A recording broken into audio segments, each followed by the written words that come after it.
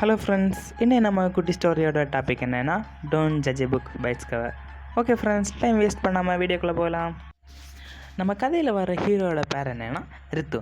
நம்ம ஹீரோ என்ன பண்ணுறாருனா, அவர் college fees கட்ட முடியாததுனால அவங்க ஊரில் இருக்க 10 சென்ட் நிலத்தை அவங்க விற்கலான் இருக்காங்க. ஸோ அதனால் நம்ம ஹீரோ என்ன பண்ணுறாருனா, அவரோட ஊருக்கு வந்துடுறாரு. அவர் வர வழியில் அவர் ஒரு விவசாயியை பார்த்துடுறாரு.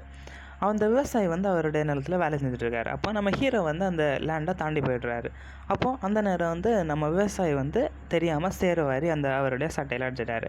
இதை பட்டு நம்ம ஹீரோ ரொம்ப கோவப்பட்டு நம்மளுடைய விவசாயியை நல்லா திட்டிடுறாரு.